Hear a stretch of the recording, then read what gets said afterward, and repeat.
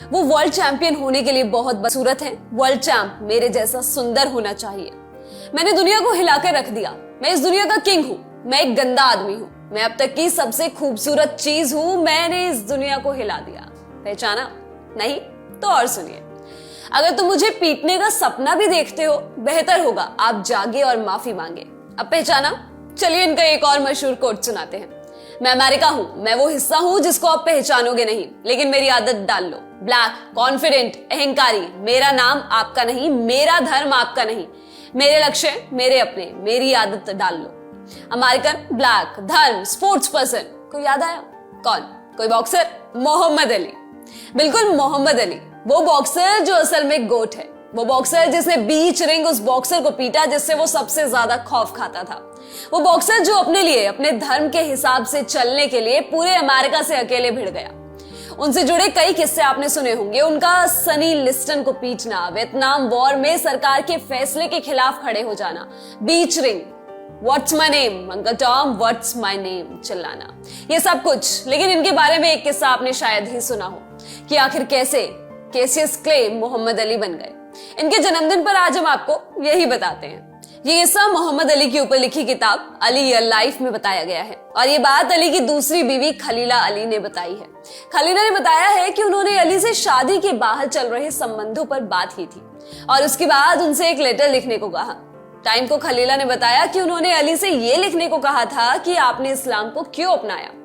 आगे उन्होंने अली से कहा, आप बेशक बड़े हो लेकिन आप अल्लाह से बड़े नहीं हो। आपको खुद को चेक करना होगा। जब आप धोखा देते हैं तो आपको उसका अंजाम भुगतना पड़ता है। ये सब सुनकर मोहम्मद अली अपने काम पर लग गए। उन्होंने इस्लाम क्यों अपनाया ये एक लेटर में लिखना शुरू कर दिया है। उन्होंने उस लेटर में क्या कुछ लिखा आज हम आपको बताने जा रहे हैं। अली ने लिखा, लुइसविले में स्केटिंग रिंक के पास एक रात मैं अपने घर जा रहा था। Skating rink 9th Broadway street के पास था। 400 ब्लैक लोगों की भीड़ के बीच मैं एक बिल्डिंग के बाहर खड़ा था। सारे लड़कों की तरह मैं भी एक सुंदर लड़की का इंतजार कर रहा था, उससे कुछ कहने के लिए। एक भाई सफेद शर्ट, काले रंग की बो और काले ही रंग के मोहर सूट में मोहम्मद स्पीक्स नाम का अखबार बेच रहा था। उस समय मैंने पहली बार मोहम्मद स्पीक्स नाम का अखबार देखा था और वो भाई मेरे पास आया और कहा, मेरे भाई क्या आप एक मोहम्मद स्पीक अखबार खरीदना चाहेंगे जिससे आप अपने जैसे लोगों के बारे में जान पाए, अपनी हिस्ट्री का असली सच पढ़ पाए, अपना सही धर्म जान पाए और गुलामी में गोरे लोगों द्वारा दिए गए नाम से पहले का अपना असली नाम जान पाए।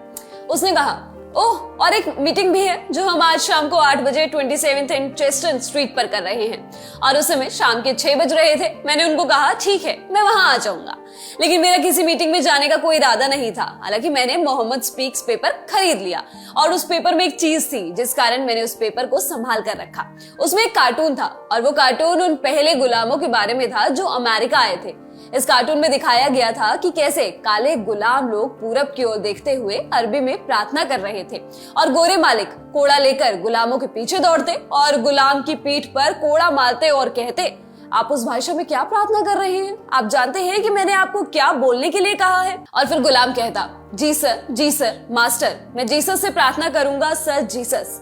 और मुझे वो कार्टून बहुत अच्छा लगा। उसने मेरे साथ कुछ किया और इसका पूरा सेंस बन रहा था। मोहम्मद अली ये मानते थे कि ईसाई धर्म अत्याचारी गोरे लोगों का धर्म था।